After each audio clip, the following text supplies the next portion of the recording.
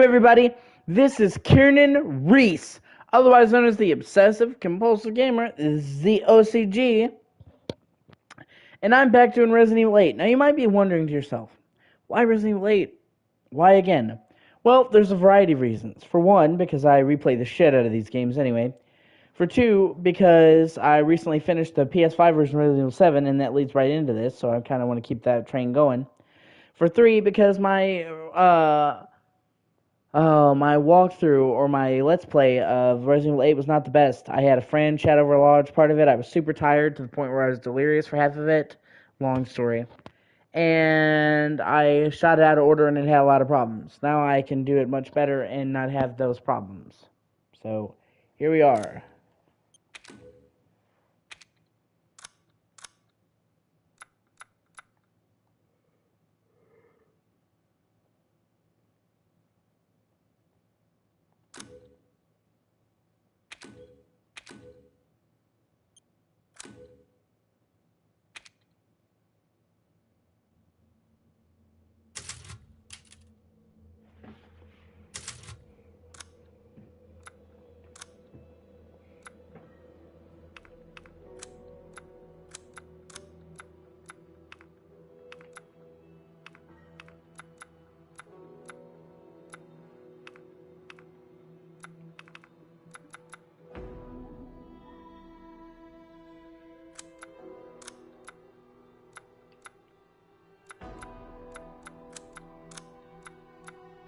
Turn off ray tracing.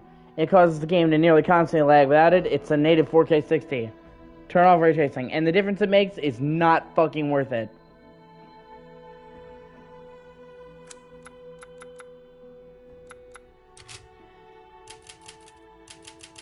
I love that sound.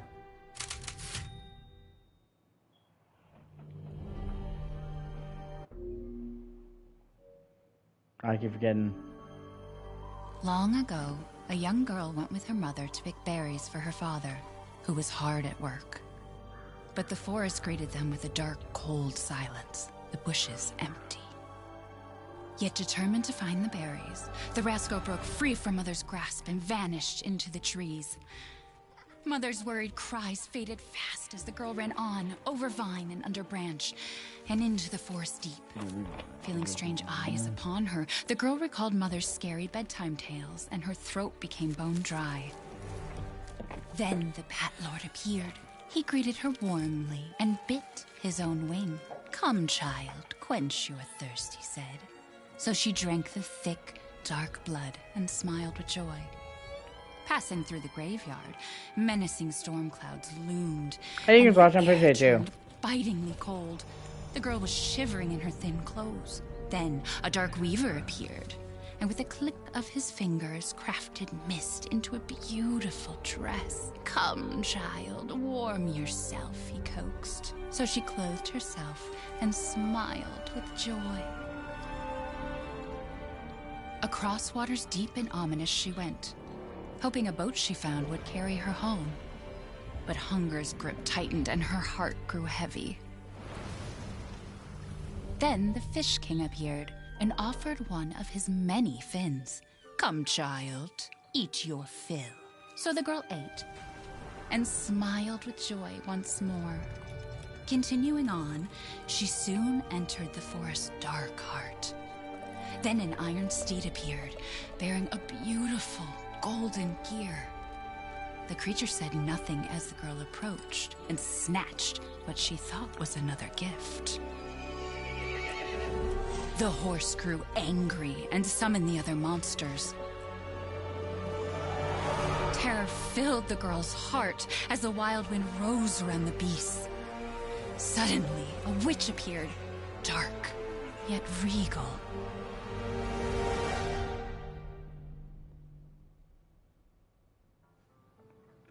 "Gifts we gave, but more you took," she snarled. "So more in turn is due." In a blink, the girl was trapped inside a mirror. There. She's asleep. That is fucking morbid, though. What is with the creepy story? She's only 6 months old. Woman at the store said it was traditional. A local tale. Besides, Rose doesn't seem to mind. Because she doesn't understand it. Thank God. We moved here so that she wouldn't have to deal with any of that, remember? There's nothing wrong with my memory. You're just being paranoid. It's not... Never mind. I'm sorry. But I'm not paranoid. I'm just cautious. Then, go cautiously take your daughter to bed. I really like the opening to this game. We'll finish dinner. It's not what you'd expect from Resident Evil games. It's the only one to really do this. And it's very important. It really gives you a look at his life. One of the main things that people complain about, rightfully so, in Resident Evil 7 is that Ethan did not have enough characterization. He was kind of a blank slate. And I agree, he was well acted, but he was a blank slate. And this game goes a long way to making Ethan a protagonist worth rooting for. And they do that by really showing you his thoughts, emotions, his wants, his dreams, his aspirations. It's okay, Rose. Your mother doesn't want to remember it. I can't blame her. And just by having a calm opening where you're seeing his Did you life. say something? Nothing. I'll put her down.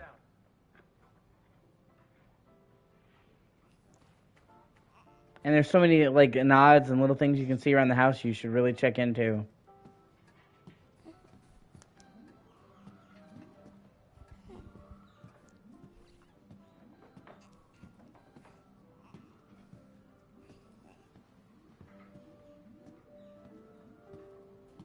You really should make sure you explore the house and find all the stuff because you can't come back here. And there's lots of stuff that just really deals with the world and the characters. This is the shit I live for. This is what sets apart and makes it great. Without this, horror doesn't function. Once you're a big girl, we'll have a drink together, all right?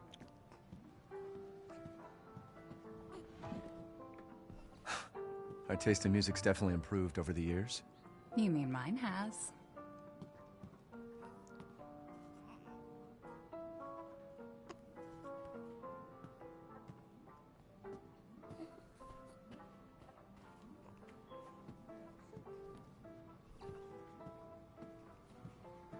You hungry? No? Maybe later then. Don't get too close to me when I'm cooking, babe. Oh, what are you gonna do about it, bitch? I'm still hating Mia. Hey, what are you doing, mister? Trying to get some of that nookie cookie.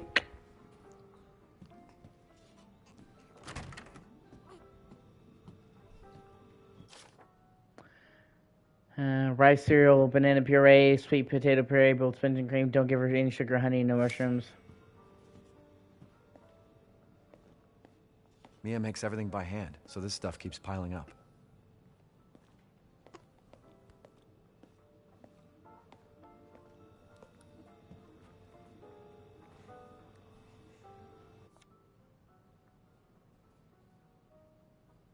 Her birthday will be here before we know it. They grow up fast. Let's just enjoy it while we can.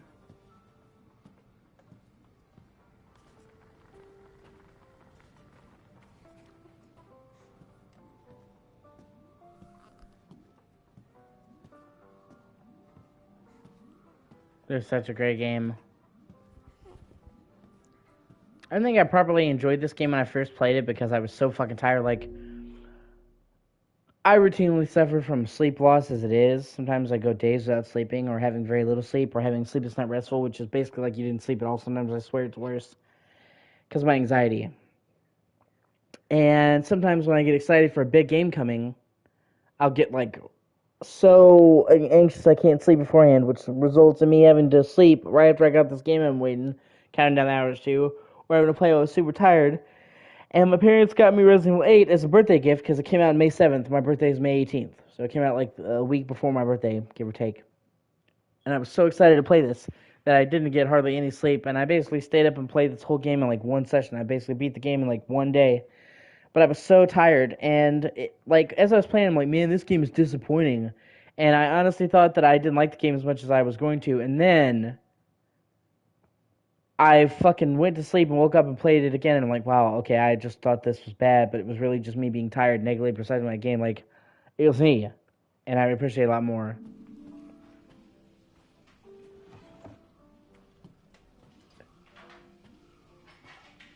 Hey, keep it down. Just making sure it's locked. Once things warm up, we can go for a walk.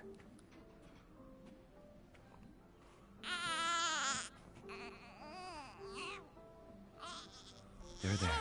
It's like I said to your mom. That book's too scary for you. Like, Ethan shows more personality in this one fucking sequence than he did the entire game of 7. That's not a joke, by the way. Like I said, it wasn't... That's the reason why they kept Ethan's actor. Because it wasn't the actor that was the problem, it was the script. There just wasn't enough. And that's really weird because most of the time, the characterization in Resident Evil games is great. Like, Resident Evil is known for having likable protagonists, for having really compelling protagonists that are memorable. I mean, Chris Redfield, Leon, Jill, Claire. And, you know, most game series have one memorable character, one memorable protagonist. But with Resident Evil, they have an ensemble cast, and most people genuinely like nearly all of the protagonists. But Ethan just did not get enough screen time.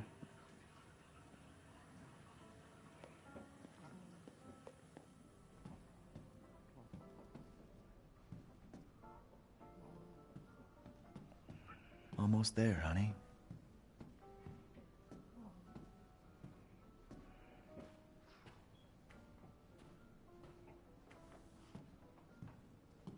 Yo, hey, what's up, man? What's up? Got a new headset. Finally. Actual good headset. Since my old headset was fucking up, I was been waiting for this new one to come in the mail for a while now, and it finally arrived today, so... Why do I even keep this around? I should get rid of it someday. That's such a cool touch. Gotta do a deep clean before Rose starts walking around.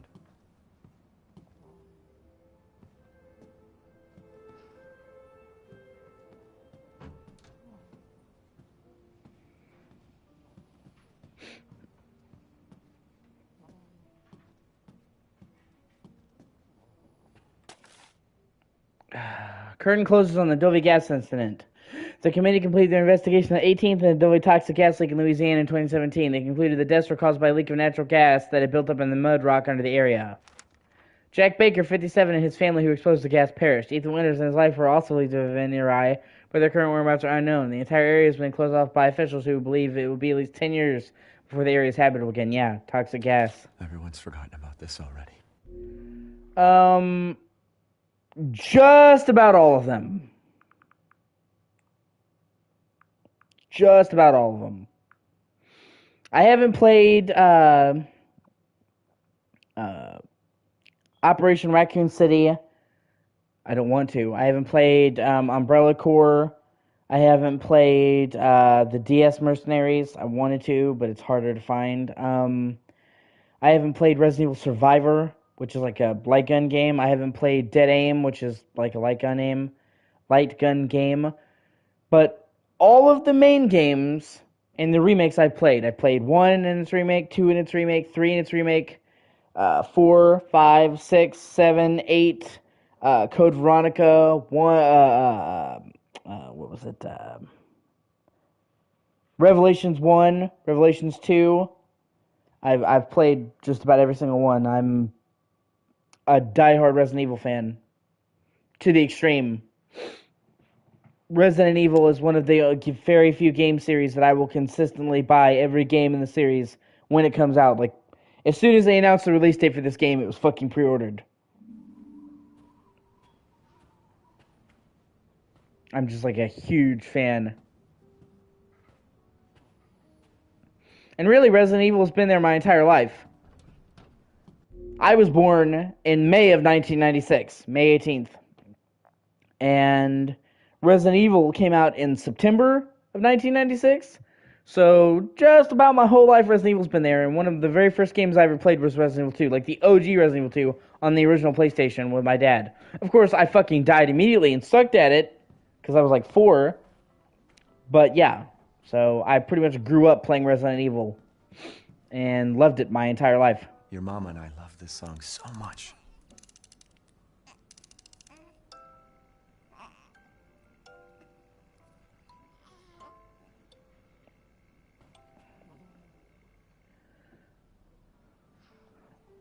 I am unbelievably excited for Resident Evil 4 Remake.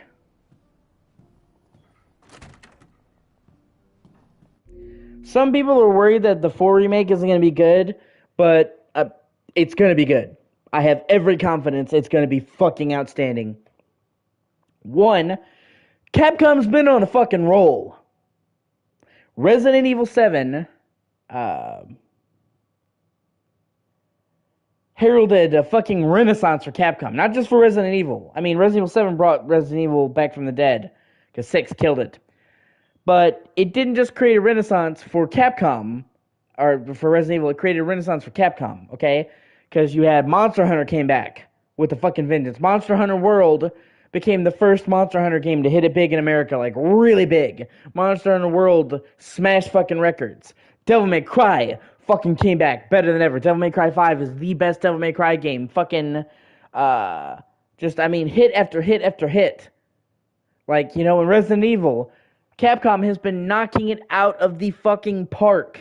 Resident Evil 7, fucking amazing. 2 remake, fucking amazing. 3 remake, fucking amazing. I like 3 remake. Some people don't like it. I do. Resident Evil 8, fucking amazing. So the last 4 Resident Evil games in a row, Capcom has been consistently firing off awesome games. So I have every reason to believe that this game will be fucking awesome. Plus, they know that Resident Evil 4 is one of the most celebrated games in the entire world. And if, Resident Evil 4 is so popular that if the people who don't even like Resident Evil like Resident Evil 4. So if they fuck it up, people will burn their houses down. Like, Capcom knows they have got to get this right. More than any of the other remakes, they've got to nail this one. And hold on, let me see. Oh yeah, no. I played it on PSP as well. Monster Hunter Frontier. It's pretty good. But even then, that sold anything in America. That was a niche hit. Resident Evil 4 defined my childhood. I have played Resident Evil 4, no shit, 30 times. Bare minimum 30 times. Probably more. That's how many times I've went through Resident Evil 4. Every year I go through it again. I've owned it on every system it's ever been on. So, so Capcom knows they have to get it right. They know they have to, because people will be super fucking upset if they don't. Like, it would, hurt their brand. But also, this is the team that did Resident Evil 2 Remake. This is the exact same team that did Resident Evil 2 Remake. They finished Resident Evil 2 Remake and went straight to this. So, Resident Evil 2 Remake was fucking awesome.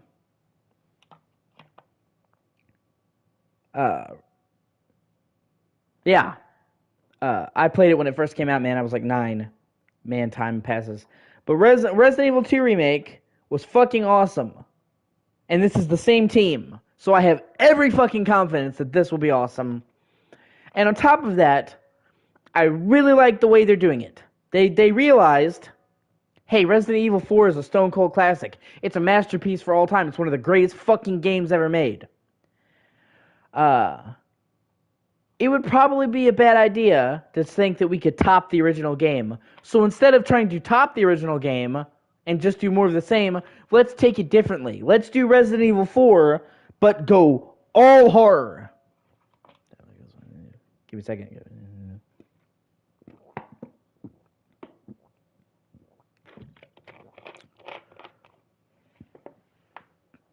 Like, the original game was noteworthy. Give me a second. 1 second. Got hit by anxiety. Okay, I'm fine. I get hit by personal anxiety. I just have to kind of breathe.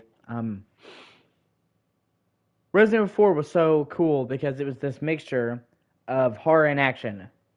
It had just enough action to keep you on your toes, but just enough horror to still be scary. It struck a perfect balance. Action, horror. And where Resident Evil 5 and 6 fucked up is they fucked that balance. Resident Evil 4 had the perfect balance of horror and action. 5 had some horror. I still think Resident Evil 5 is good. Not as good as 4, but still good. I think 5 is still worth playing. Especially considering it being the game that followed up Resident Evil 4. They had a lot of fucking pressure on them to do good. like tremendous pressure. The follow up to Resident Evil 4, man. I mean, I can't imagine having to follow up that game. And that game was made by a different team. So it's like, hey, the team over in the other lot just made one of the greatest games ever made. Fucking follow this up. 5 is really good. Like I said, 5 has a lot of good stuff going for it. I love Chris. I love the actor for Chris. I think Roger Craig Smith, is the best actor we've ever had for Chris Redfield. He's who I think of when I think of Chris Redfield. The co-op was good. The African setting was good. I like how they hey, let's have a horror game set in the daylight, but it's like super harsh daylight. And they did a lot of stuff good. Well, yeah. It's because I like talking about conversations like this, and because I want to engage with the people who watch my streams. A lot of people who stream don't really talk to the people who do their streams, or they just have superficial conversations. I want to be different. I try to have actual conversations with the people I'm streaming with and actually show fucking interest. Whereas a lot of streamers just like, hey, or most of the time they don't even acknowledge somebody's watching. I really try to fully acknowledge anytime somebody's in the chat, anytime they're, and actually have a conversation with them. And it makes the streams better. It honestly makes the streams more entertaining to watch. So I found that even if I stop the game for a little bit to have a conversation, that people like that and they find it more interesting. So overall, it's good. Like people are like, hey, it's an interesting conversation, and that's what helps sets it apart. Yeah, it was Dark Souls, Elden Ring, actually. I'm pretty sure. No, it was Dark Souls. You're right. And then Elden Ring, because I go back and forth. I play them all. But what I was saying about Resident Evil 5 is Resident Evil 5 has a lot going for it. The mechanics in 5 were great. The graphics were great. Resident Evil 5 still looks gorgeous to this day.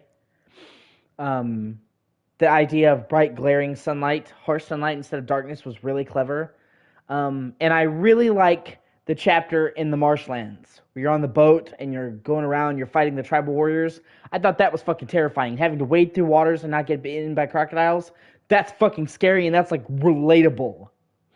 Because they took the boat idea from Resident Evil 4 and they expanded into a whole chapter, because in Resident Evil 4 you have a boat for a little bit. In 5 it's like, here, let's give you a big area to run around. You could do a bunch of the chapters in any order, so it's almost kind of like a mini hub to freely explore, like a tiny open world. It's cool. The problem with Resident Evil 5 is that, one, it wasn't Resident Evil 4. That's what upset a lot of people. They were following up the greatest game, one of the greatest games ever made, and it wouldn't matter what 5 was, it would have disappointed somebody. It just would have, because 4 was just so monumental. How do you follow up a game that changed gaming? That's like a fucking touchstone. And also because they deliberately said, hey, we're probably not going to top 4, so let's make 5 really different. So people are like, wow, this is nothing like 4. This is a very different kind of game. But my problems with 5 are mainly that I think there's too little inventory slots. That game got really annoying with how much you have to macromanage your inventory and give shit to Shiva or with a co-op partner. Some management's fine. It is Resident Evil, but I thought you didn't have nearly enough spaces, and it kind of got annoying having to stop and constantly do that. And I also thought that the game kind of goes off the rails in the last act.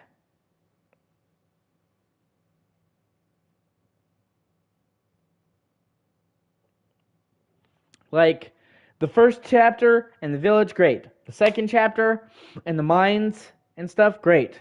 The third chapter and the marshlands, best fucking chapter in the game. Love it. Fourth chapter, good. You know, it's in the like the underground temple.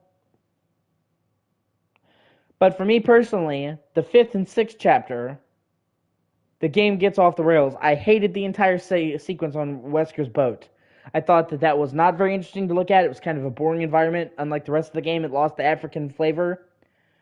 I thought that the enemies were just monotonous. They have enemies with fucking machine guns and firing from turrets. I thought that was shitty. And it's just drawn out way too long. And then you have the volcano punching shit, where the game just kind of goes off the fucking deep end. So I honestly think like the last 2 chapters of 5 are just kind of meh. and kind of are below the quality of the first 4 chapters. Like, yeah, that's my main grievance with 5. You know, whereas I think 4 was pretty much great all the way fucking through. But, you know, but you could see towards the end of 5 that they were starting to get too much into action.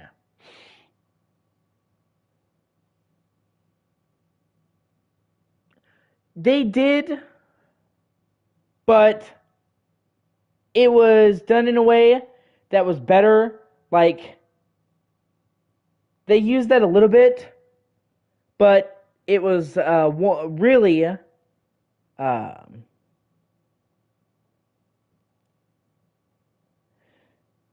you had to run from them, and that was it. Like, you had to there was 2 instances you could say where they had guns, and one is they have a guy with the turret that you have to run from, but that was still cool because you were running from it. Yeah, it was on the island. And 2, they have the big fucking dude with the chain gun, the minigun, rah, with the fucking missing eye. I forget what they call him in the game. They have a special name for him, but he's the big baddie on the island. Well, you know, the special infected, because they have the chainsaw guy in the village. They have the Ganado or the the Gyarados, you know, the claw fucking Wolverine on the castle, and then they have the chainsaw guy, the minigun guy, and that. But that was okay because he fires it like a fucking oath. Like, he's just like, "Rrr!" So it's less like shooting. Like in 5, I just feel like they have like 10 times as much of that with the shooting in the final chapter. So they got carried away. Like, they had a little bit of that in 4, and 2, they have like actual people were shooting at you and you had to cover. They were aiming. Like, that's where I felt like they went out of their way and fucked it up. When you're, oh, cover, yeah. And like I said, and it's not even just that, man. It's not even just like the guys with the guns. Like, the island, the boat in 5 just feels padded out, and it feels like a difficulty spike, and it doesn't feel as fair. I just don't like it very much. It's hard to explain why, but let me see what you said just now. Yeah, the cart ride was fucking intense. But see, I can't say it's the worst part, because that's forgetting about the regenerators, man.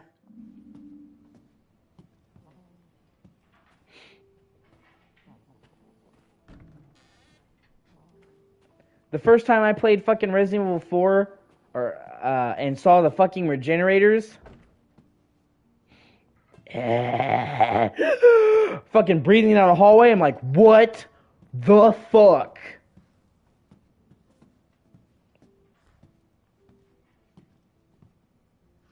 Yeah, if you die in it, you have to redo the whole thing. Yeah, that is true. That's true. And then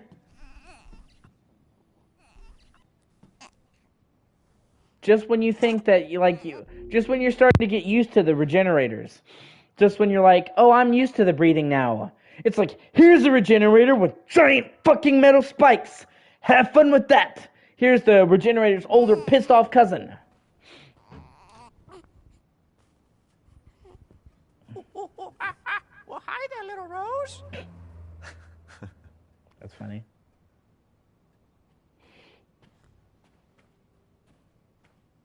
It's not paranoia if they're really out to get you.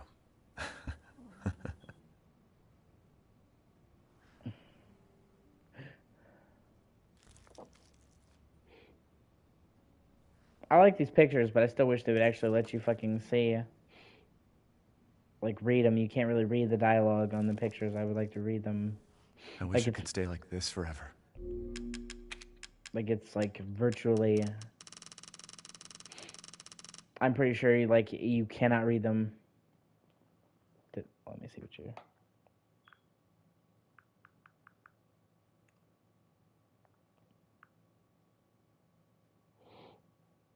I'm pretty sure they did.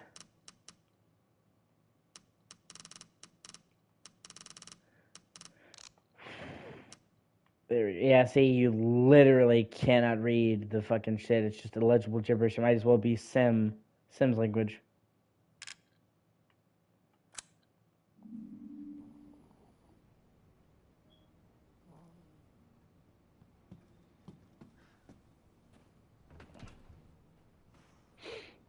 And I like how they acknowledge Ethan getting better. They literally say that after the events of the first game, it's an OCD thing. It's not really. It's an OCD thing, and it's not even something I have to keep on constantly. I need to stop doing it. It's hard to explain.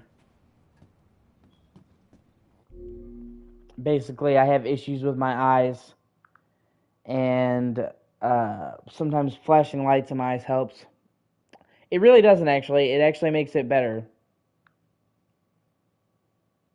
Like it. I have really pronounced eye floaters, and the light actually helps me see through them, and it just became like a compulsion and a habit. So, like literally, like looking through the light helps my eyes sometimes. Honestly, I don't need it on.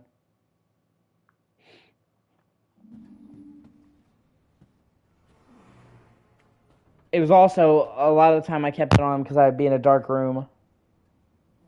Yeah, I have enough iron.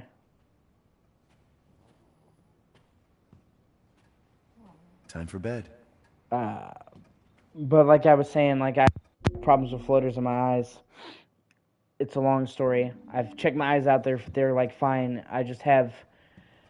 The average person has a couple of eye floaters.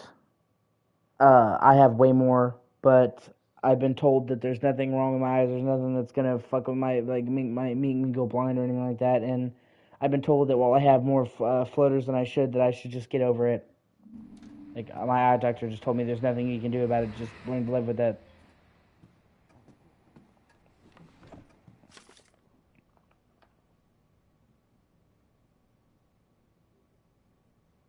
Yeah, I'm just gonna keep the light on for right now.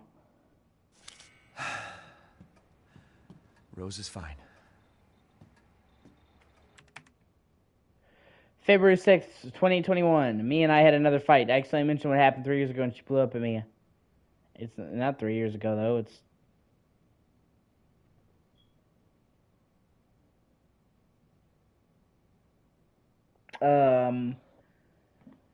Mainly, mentally, I have intrusive thoughts. I have real severe intrusive thoughts. I get thoughts I don't want to see. So, like, I picture killing people I love. And I don't mean that as in I fantasize, like, the mental condition that I have literally makes me see things that I don't want to see that I find to be disturbing. So it's like, if you were afraid of spiders, if I was afraid of spiders, my OCD would make me see spiders because that's what terrifies me, or think about spiders. I love my family, so I have thoughts of hurting them. It's intrusive thoughts. Like, that's the whole point of intrusive thoughts, is you're not supposed to like the thoughts. If I actually did want to hurt my family, I wouldn't fucking have the thoughts. But it's like, if you've ever seen a nasty image, like you saw somebody naked and you like don't think about that, or you saw a nasty image online and you're like, oh, get it out of my head. It's like that, where you get a nasty image in your head, you know, like you see something online and you're like, oh, get it out of my head. It's like, imagine if that was constantly every fucking day, 24 hours a day. Intrusive images in my head I don't want, that I have to fight to keep out of. It's almost kind of like a meditation to keep out of my head. It's like a mindfulness. It is pretty fucked up. And the worst part is trying to explain it to people, because some people are just fucking narrow-minded and they think that I actually want to hurt people. And it's like, I've never fucking hurt anyone in my life. I'm not murderous. I don't want to hurt anybody. It's like, literally, if you look up intrusive thoughts, you will see. Like, and I had this person I thought was my friend that I worked with be like, that's not OCD. And I'm like, really? You're going to tell me, somebody who lives with OCD, what is and isn't OCD? I'm like, that's fucking classy. But it's like, no, you can literally look up intrusive thoughts and Google it, and it will tell you that is one of the main fucking symptoms of OCD. For a lot of people, it can be their most severe symptom. Thoughts you don't want to have. That's fucking OCD. Thoughts of killing people, thoughts of molesting people, thoughts of just any horrible thing. It's stuff that you have problems with. There's something in an OCD person's brain that fucks with the fear center of our brain. They firmly believe that OCD is a chemical imbalance. They just have not been able to figure out what the chemical imbalance is. But they think that it's something fucked up with our brain, that we can't turn off the fear center of our brain, and it's overstimulated, so we see worst case scenarios. You know, like, say you're deathly afraid of heights, and you're on a fucking building, and you're looking down at heights, and you're freaking out. That sends your brain into a specific pattern, because it's like, oh shit, I'm afraid. That is how people with anxiety feel, like, every fucking day. That's how I feel every day. The fear center of my brain, the anxiety, my fight or flight, is constantly running at 1,000 miles an hour. And so that's the mental side of it. I get intrusive thoughts that drive me fucking nuts. And then the physical side of it is I have compulsions, and they've changed throughout the years. Usually OCD compulsions change. People who think they never change don't know OCD. For the last couple of years, it's been hitting myself.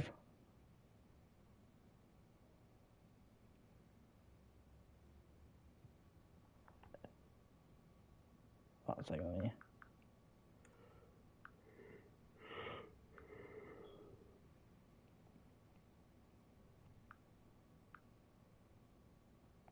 Yeah, imagine that, but like 10 times worse, and it just happens constantly. Go to hug your mother. See something happening to your mother. Go to hug your brother. Boom, boom. I mean, every time. Everything, every situation. Like that, but you can't turn it off. And you kind of see what it's like to live my life. Because I'm not trying to flex. And it's pretty much the fucking opposite.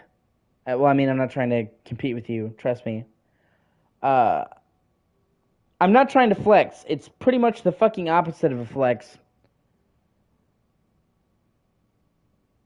My OCD is like the worst form of OCD. My OCD is pretty much as severe as it gets. Like, I am fucking worst case scenario.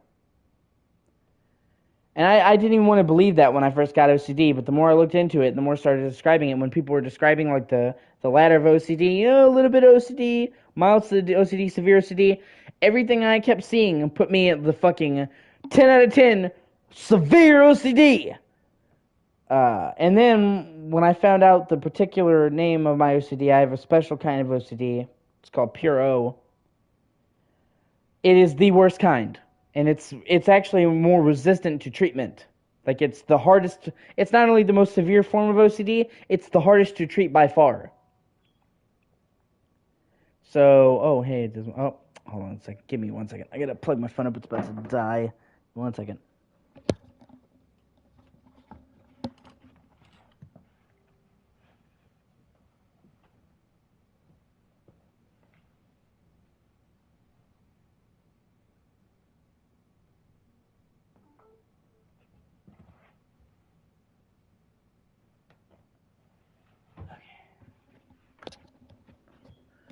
Alright, now I got my phone plugged. But yeah, like I said, my OCD is pretty much a worst case scenario. Yeah, well, I have a bit of hypochondria myself. That's, you know, it's an umbrella.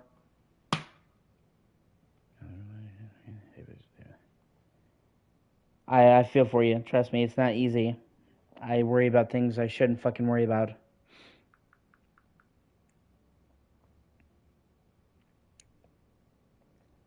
I literally, I'll go to eat a can of food and I'll be super hungry and be like, hey, I'm gonna eat this can of food. And then it's like, oh, this can has a tiny dent, and everybody else will see that tiny, minuscule fucking dent, and everyone else will think, oh, hey, you know, it's fine. I'm like, oh, is the can bad? Is there something wrong with the can? Will I get sick of eating from the can? And it gets to the point where I literally cannot eat the fucking can. And sometimes I've had to throw out perfectly good food just because my OCD will not let me eat it. Or if I ate it, I would have so much anxiety for eating it. It would be far Far worse if I just did eat it. So, like I said, I feel for you. Hypochondria is a fucking bitch. Um, but yeah, the mental. So you have anxiety and you have intrusive thoughts, and then physically, I have compulsions. Uh, namely hitting myself. That's the thing I've been getting into.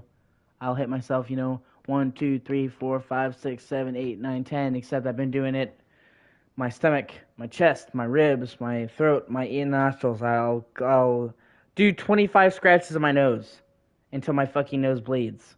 I'll do 25 hits on my stomach, bop, bop, bop, bop, bop, bop, till my stomach is bruised. I'll hit my back. I mean, and it's gotten to the point now where I'm like working with my therapist to stop doing that because it's getting to the point where it's gonna kill me.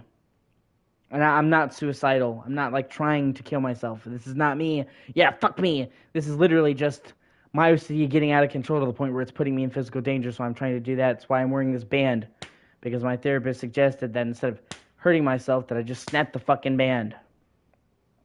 That was her advice to me. And now hold on. Let me see what you're gonna. Well, let me see what you're saying. I had to finish what I was saying. I had to finish that train of thought. I never got over it. Oh no, that's fair, man. I get what you mean. Yeah, no, anxiety's a bitch. That's the root of that problem is anxiety. I do the same thing, like I said, and that's partially why my channel's called the O.C.G. I am the obsessive compulsive gamer. O.C.G. And the reason for that is because I spent the vast majority of my life hiding from my OCD and hating my OCD and feeling ashamed of my OCD. I didn't want anyone to know. And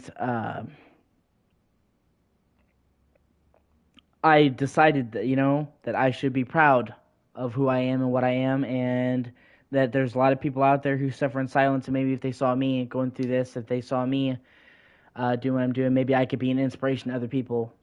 And and it wasn't just for altruistic purposes. A lot of it was selfish. I just wanted to own up to who I was. I didn't want to feel ashamed.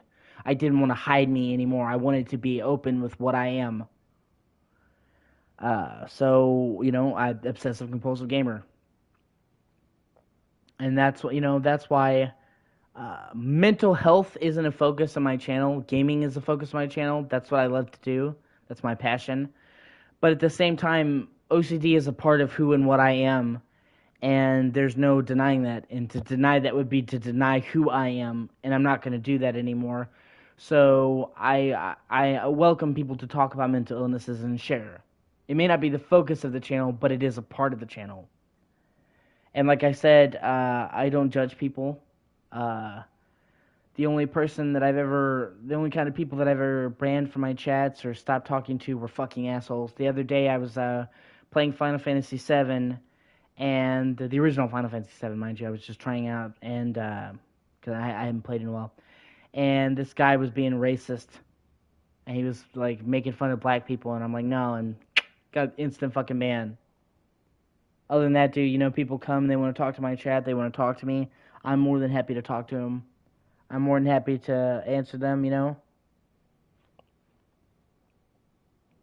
Sometimes people are just super lonely, and they just want to feel like there's a connection and feel like people care about them. And if you talk to them, it can make their day. I know I've definitely had a situation where that, like, one interaction can change your day. So if I can be that person, and if talking to me makes me feel better, it makes somebody feel better, just anybody feel better, then that's a good thing. And I want people to feel like they matter. So if they come into my stream, I legitimately try to talk to everyone in my stream as much as I can. As long as they're not assholes, like I said. I'm not going to tolerate racism or people being dickheads. Yeah, exactly. It's always nice to talk to people about things, so. And it makes the stream better, like I said. And that's another way that I'm trying to differentiate myself from people, is a lot of these YouTubers that you see with just like over the top reactions. And I mean, don't get me wrong, I react, I get upset, I yell, I shout. But I also want to have conversations that matter. Like, I don't just want to be, like, I'm reacting like a fucking YouTuber where it's just like, I'm loud. I want like I that's fine. You know, you're playing a game, you have reactions, but I also want to have like conversations that matter. So that's why I talk to the people who are in the stream. That's why I'll read the lore. That's why I'll talk to people about the game and the history of the game and who made the game and what the game means to me. So it's not just me comically overreacting. Like I kind of get tired of people who do that on YouTube where it's just like, you know, I mean, yeah, where it's just like them reacting, especially if it feels like fake and it feels like they're just doing that, you know, to amp up the stream. Like I really do try to keep my reactions and my stuff genuine. I try to keep it real. Anyway, February 6th, 2021, me and I had another fight. I accidentally mentioned what happened 3 years ago, even though it's 4. It's 4 years ago. It's 2017. And she blew up at me. We finally settled down in our new life in Europe and can bring Rose up properly, but I still feel like a part of me is trapped in that hole back in Louisiana. I know Mia. I know Mia doesn't really like to talk about it, but can we really just forget everything and pretend it didn't happen? Shouldn't we face what happened there, and so we can live our lives with Rose without it hanging over our heads? We owe her that much at least. I know Mia knows this too. She wouldn't have exploded like that at the hospital if she didn't care.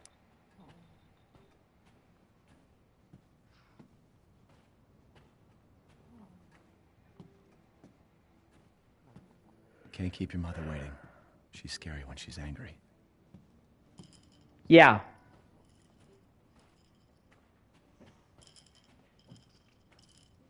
How did you know? There you go, sweetheart. Don't you worry. I'll be right downstairs. Daddy won't let those weird fairy tale monsters get you.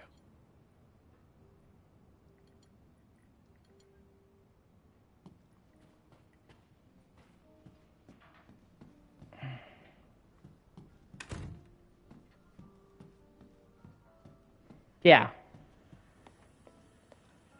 I mean, like I said, he was being super racist. He was saying that he hated black people and saying that the only flaw of Final Fantasy VII was that they have a black man as a main character.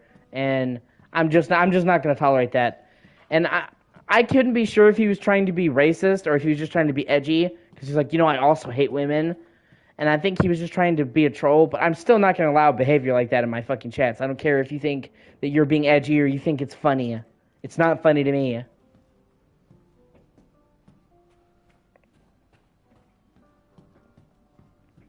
I want my streams to be a safe space that anybody can come into and not feel judged, and that's not going to happen if I allow fucking racist assholes into the chat. So I banned him, and I'm not going to sit there. I'm not going to sit there and hash it out with the fucking troll either. Like, if you're being a dick, you're going to get one warning, just one, and then you're banned. I'm not going to sit there and give the trolls take the bait and argue with the trolls and get a response out of me. Like, I'm not going to get mad. I just said and cut him off. She's going to grow beautiful.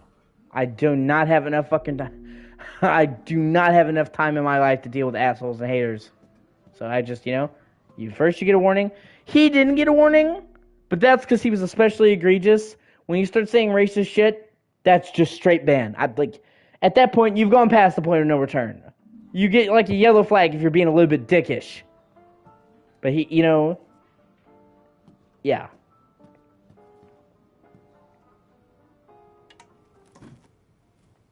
Is she okay?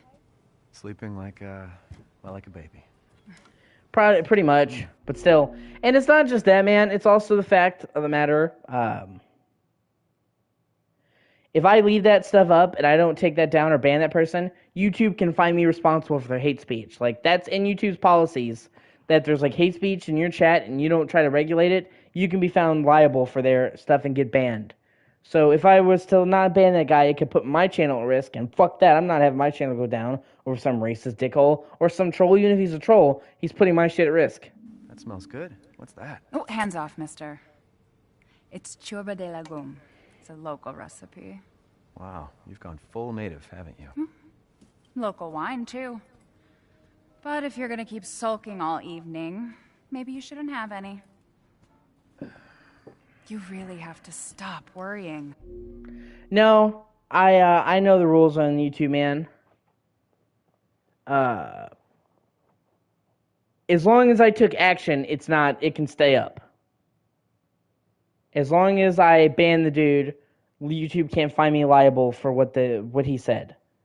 So I don't have to remove the chat or anything like that. Like, I've done a lot of research into this. It's just if somebody says something in your chat and you don't say anything about it, YouTube can say you were enabling it. But if you ban them, they can't say that. So it's not going to hurt to leave the chat up. And it's not really a risk at fucking me. And I think that it honestly might be more harmful because I kind of toured the guy up. I kind of like, well, screw this guy. And without that chat log being there, it kind of puts the whole video out of context. So I think I'll be fine. Hold on 1 second. My cat did it. Yep. Great. My fucking cat.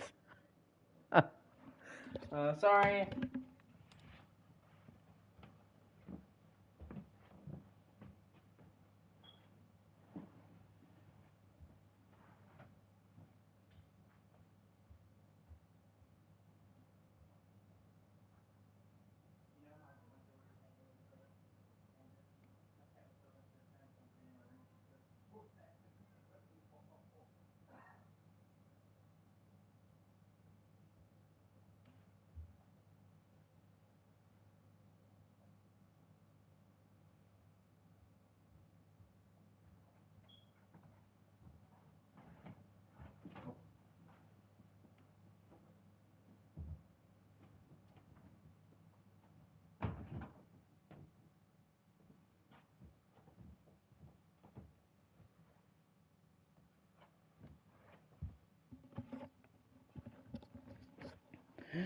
Oh man, cats. My door broke a couple days ago, and we're gonna re-drill it back into the frame because the hinges came off. Because everything around me is falling to shit. But so I can, I've been basically just kind of holding my door up and putting it in the slot. My cat was like knocking on my door trying to get in. She pushed too hard and fucking knocked the door down. So I was like, "Let me in!" It was kind of funny. Yeah, let me see it. Make sure nobody said anything while I was gone. It's like, knock, knock, bitch. uh,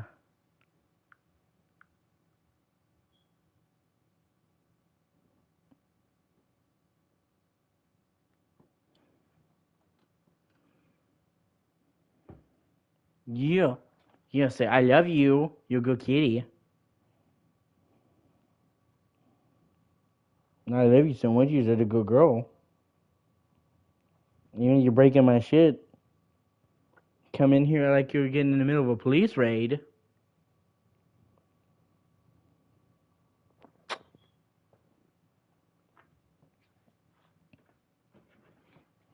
It's just finding you in Louisiana, the pregnancy, Chris moving us here, military training, it all happened so fast, you know? Well, Yeah. at least She's we're all my together. cat. I love her. You, me, Rose. Now, everything's gonna Seriously, think we can just forget about what happened in Louisiana? It happened so long ago. I don't understand why you are so... Mia, get down! Mia!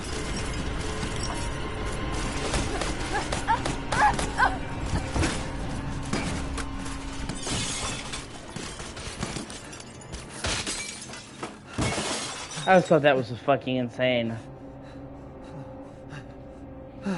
Mia, oh God! Oh. Come on, babe. Hop up here. Come on. Come on. You know you were gonna. Don't play this game. Don't play this game. You know you want to hop up here. Come on. Oh, cats, dude. My cat's now sitting there, and I know she wants to hop up here. But she's not going to hop up here when I'm trying to make her hop up here. But she's going to just sit there and look at me, and it's like, we both know you want to hop up here. But you got to be stubborn about it, because you're a fucking cat. God forbid, you just make things easy, right? Fucking cat. Her name is Echo. She's a cute kitty. Yeah, she's my kitty. I've had her for 6 years now. 5 years? Since 2017. Okay, when you're... What the fuck are you doing? It's like standing up on two legs, just... Hop up here. Come on. Oh my god, I'm just gonna have to fucking drag you up here because you're gonna be difficult unless I do. Okay. Okay. There we go. Yeah, see if I pass the vibe.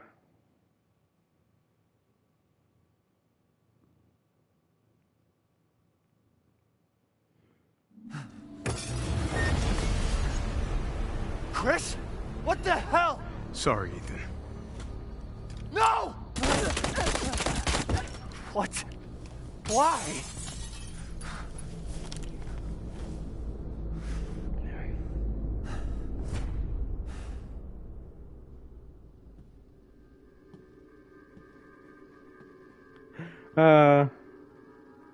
Go move!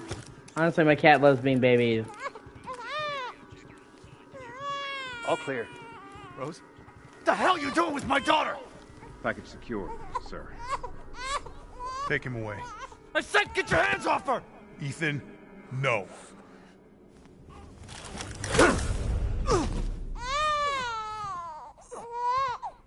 Rose. Get him out of here.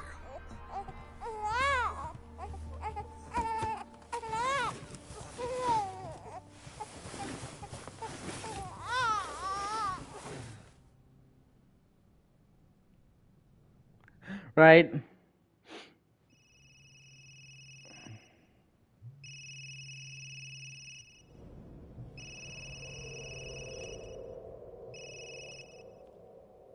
Hey, Doc. Hello, Mr. Winters. I've got your daughter's results back, and I'd like you to come in to talk about them.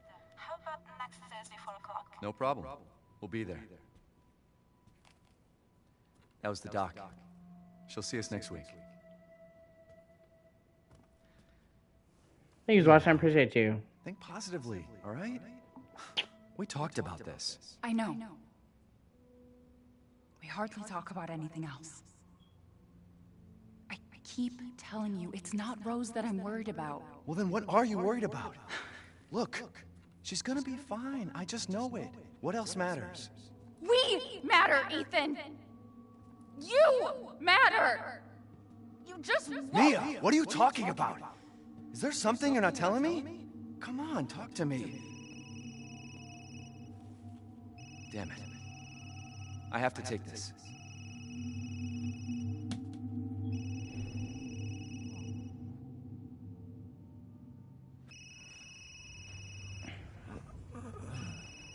And this is a regular occurrence. Like, my cat hops up in my lap all the time when I'm gaming. Yeah. God forbid I pay attention to anything other than you. No, you don't have you. Jesus.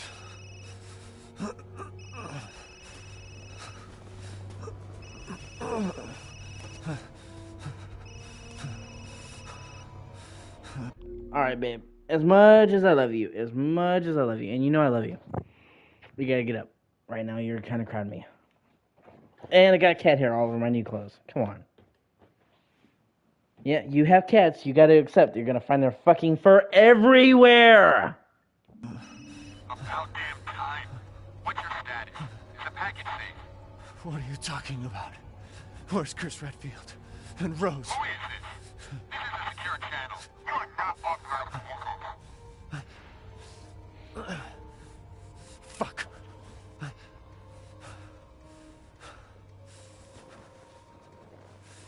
What the hell happened here?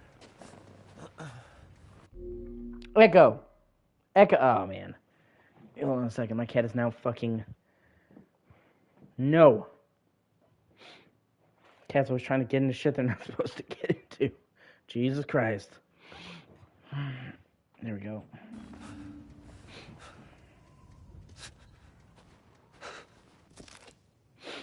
Eliminate target, recover body. Secure Rosemary Winters and Ethan Winters. Move the two Winters. Decisive further investigation. At least 2 transfer officers accompany them.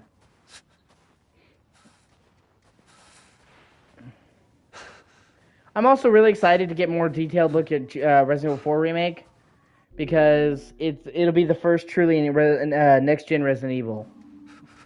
Like Resident Evil 8 was, it was on PS5 and Series X. It was just upgraded. It was made for PS4 and Xbox One, and just kind of had stuff thrown in the tail, and you could tell. It's the same game across all platforms. Resident Evil 4 Remake will be the first truly next-gen Resident Evil game made for PS5 only. They've already confirmed it's not coming to PS4. It's not coming to base Xbox One. It's Series X and PS5 only, and PC. But yeah, console-wise. So I'm really interested to see the graphical stuff they can accomplish. Like, I'm expecting it to be a huge leap. I mean, with it being a next-gen only game and coming next year, more than 2 years into the console generation, I'd expect a huge graphical leap. And honestly, the trailers looked really fucking good, but we didn't get that much gameplay.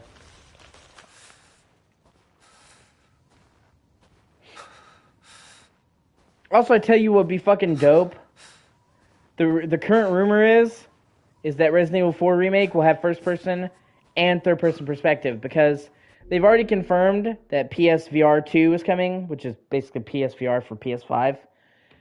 And they've already confirmed that Resident Evil 4 Remake will have a PSVR mode. And VR almost always has to be in first person. VR doesn't really work properly in third person. So, regardless, it looks like they're going to have a first person mode in it somehow.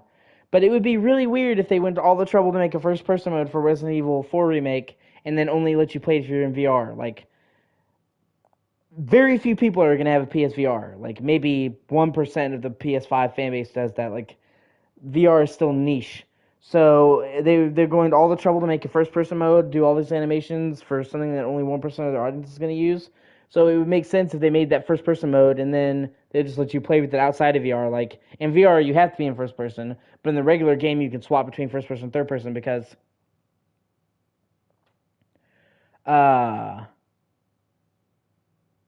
they didn't buy them, just so you know. They, unless I'm mistaken. Hold on, let me check. I'm pretty sure they're just making their new game. Like, they are still independent. They're just funding their next game. It's like how Sony funded Death Stranding. Microsoft is funding whatever. They haven't even announced what it is, but let me check. Hold on.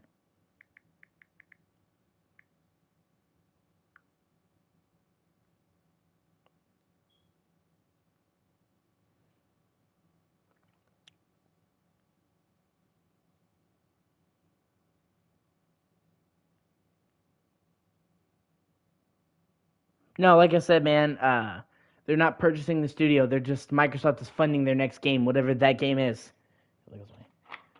And they also confirmed they're working on Death Stranding 2, so is Microsoft funding Death Stranding 2, or are they working on multiple games at once? Because I doubt that Microsoft would fund the sequel to a game where the original game is only on PlayStation.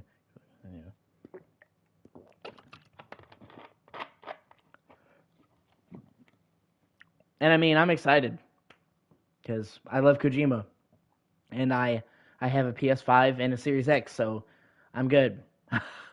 That's why, like, I've had people try to say that I'm biased towards one of the consoles. I'm like, motherfucker, I have both. I bought both. I'm not biased. I don't care what game comes out on what system, because I have both systems.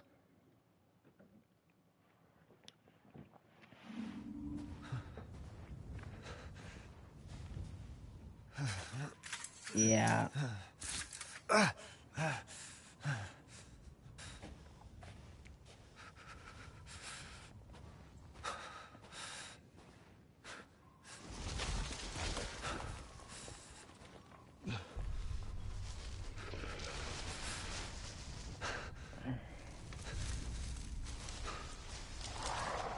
Kojima did say that his next game is going to be horror, though. So I'm pretty sure whatever game Microsoft is funding is going to be a horror game.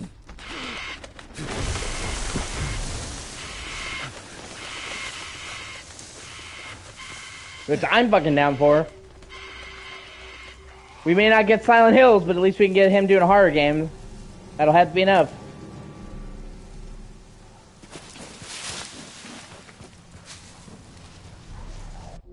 I don't think so. Maybe if Konami was funding them, but they're not. This is Microsoft. I don't think Microsoft is going to fund a game for another company. This would make sense. If Microsoft is going to directly fund a game, I'm pretty sure they want to fund it for themselves. Like, this is going to be a Microsoft game. I don't think they would fund a Konami game for Konami.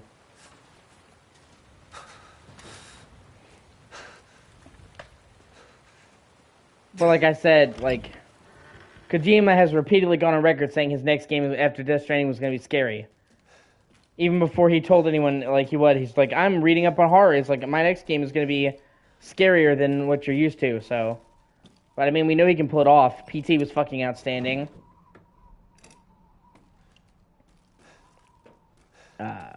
All the Metal Gear games have had elements of horror in them.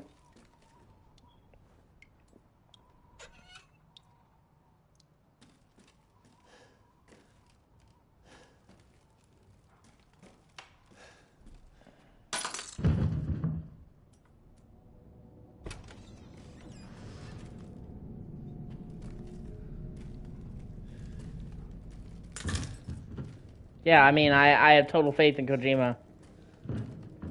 There's always two things you can count on for a Kojima game.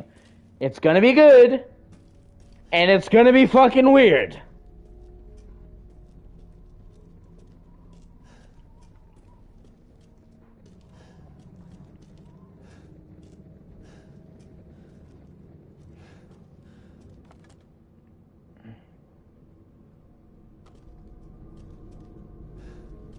I mean, that's like, being weird is like a hallmark of Kojima. I don't think the motherfucker knows how to do a normal game.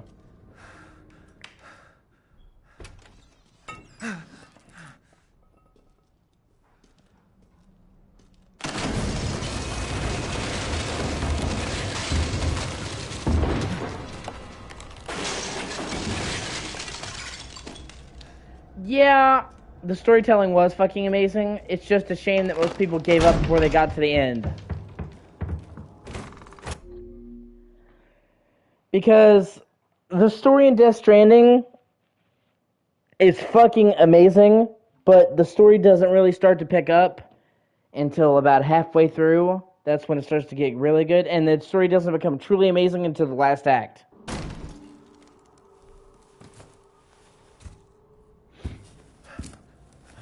Yeah, man, well, that's because Metal Gear Solid 5 is the fucking middle. I'm a huge Metal Gear Solid fan, and, okay, so... Oh, fuck, dude, rant incoming. So basically, in the original game, Metal Gear, you played Solid Snake. And your commanding officer was Big Boss. And a plot twist, turns out Big Boss is the main bad guy. So you kill Big Boss. And then in Metal Gear Solid 1...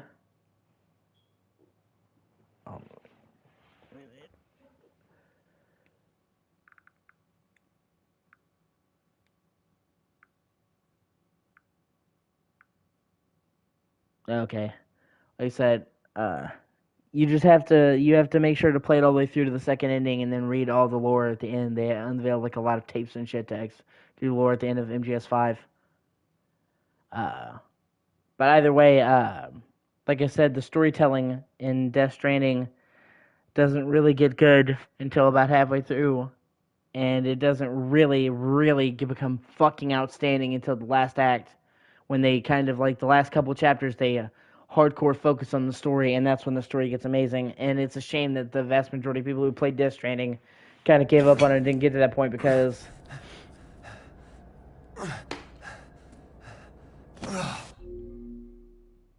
Yeah, who kills Venom Snake?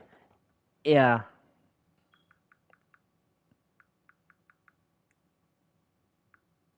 Although personally, in my headcanon, I don't think there ever was two big bosses. I think that was his illness. I mean, mechanically, I understand that there's two, there's a decoy, but in my mind, that there honestly wasn't two, that it was just him going fucking insane. And there's, like, evidence I can make to support that. I can make an entire argument for how there was only ever one big boss, and you were the real big boss. I mean, what he goes through is like literally classic dissociative identity disorder, where it's like it's not me, it's somebody else, it's the other me, and then like people list certain things in the game to prove the fact that he's not the real big boss. Like this one person said that, but can you really trust what you're seeing or hearing from his perspective? I mean, he fucking hallucinates Paz, and he not only hallucinates Paz being there, but he hallucinates Miller and Ocelot talking about Paz. So if he can hallucinate these characters saying these things, it puts into question what these characters really said. And he could hallucinate things to make it better fit into his narrative.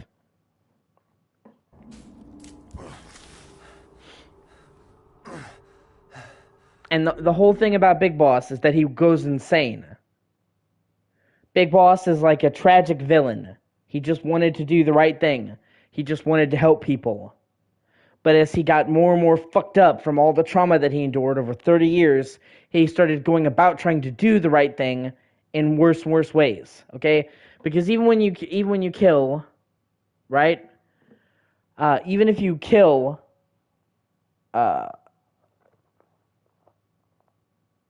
even in Metal Gear Solid 4, when Big Boss dies, they reveal that he was trying to stop the AI from the Patriots from taking over the world.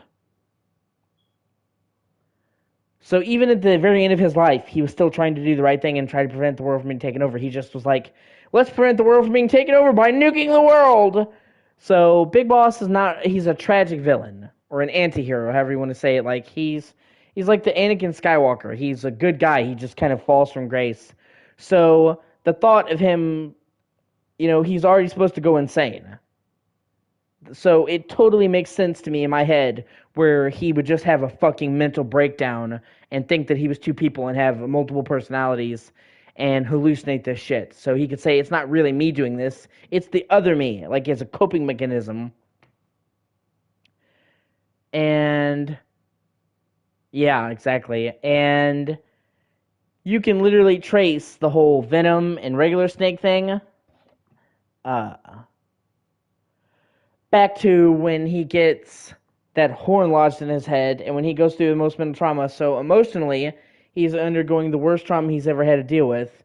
And physically, he had something lodged in his fucking cerebral cortex, impairing his judgment.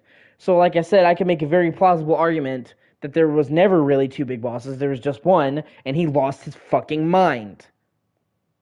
And to me, that's more interesting, and it fits with the story theme better. That's my headcanon. What did all this?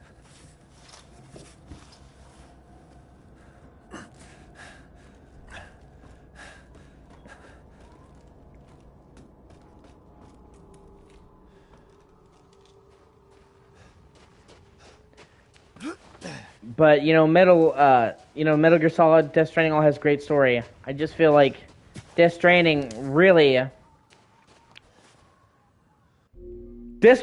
kind of buries the lead. Like, really makes you work for the fucking story. And that's what's such a shame, is because I've heard people be like, well, Death Stranding doesn't have much of a story, and like, you clearly did not play it all the way through.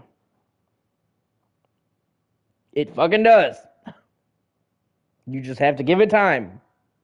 And I will agree that there are some people who just don't have the time to invest in a game, but it is fucking worth it. Yeah, exactly.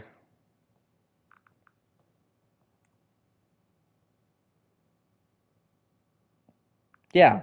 No, I mean, I totally get it, man. Like, I mean, I know canonically that's what's true. I'm just giving you my interpretation of it. But the last act of Death Stranding is absolutely fucking amazing. And I mean, it's not even fucking Norman Reedus. Like, don't get me wrong, I love Norman Reedus. I really do. But even Norman Reedus, man, comes second to fucking Mads Mikkelsen and Cliff and Unger.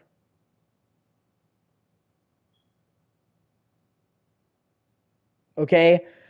Mads Mikkelsen absolutely steals that entire fucking game.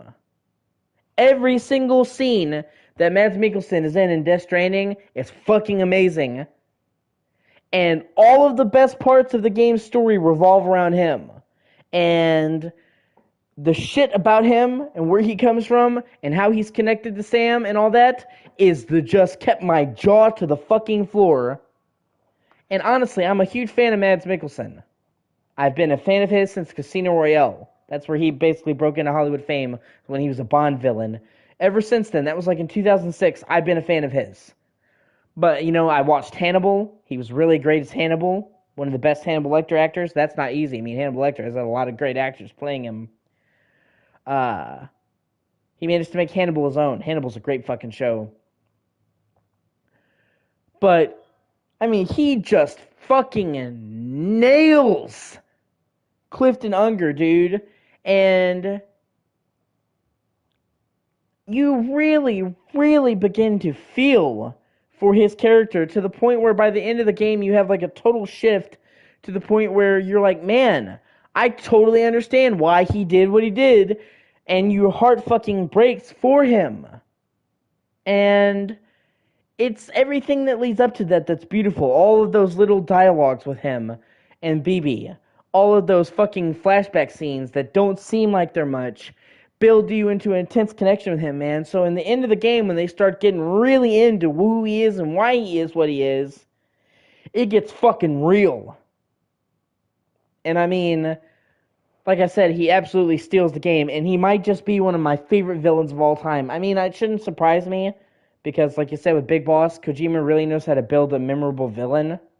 A villain that you can get behind. Just about every Metal Gear game has had a memorable villain. The Boss in Metal Gear Solid 3, fucking, you know, the Patriots in 4, fucking Lady, you know, Fortune in fucking Metal Gear Solid 2. He knows how to make relatable antagonists. But with Clifford Unger, man, I literally fucking cried. I cried a lot when the revelations about who he is and what's going on came into play. Come on. Come on. Yeah, whatever. Where the hell am I?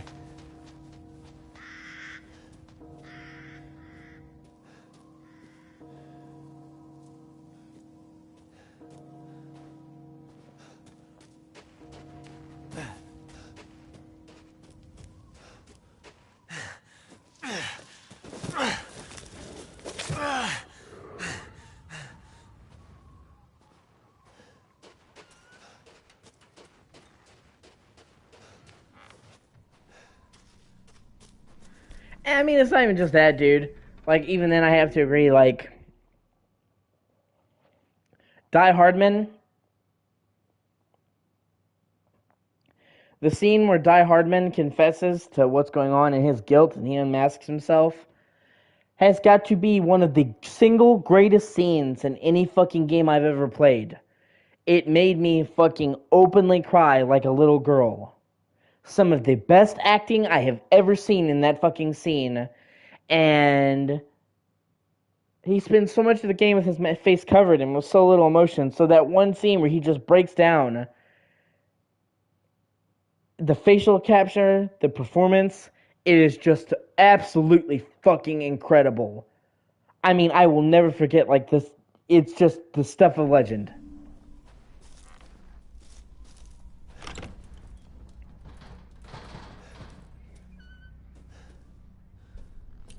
Gives one of the best scenes in the entire game. It's fucking awesome. All right, man. You have a great day.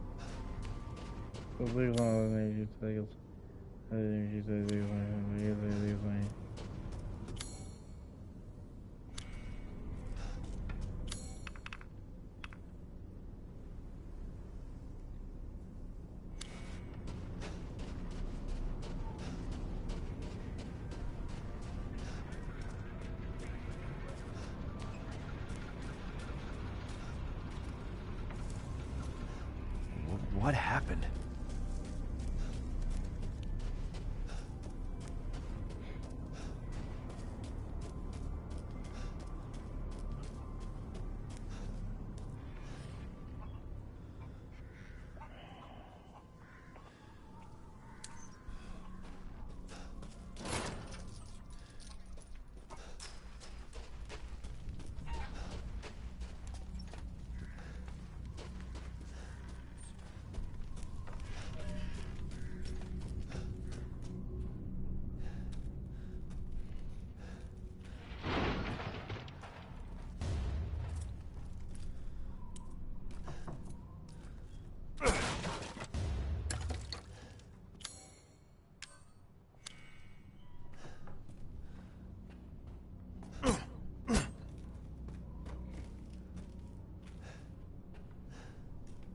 Did they just run out of the house?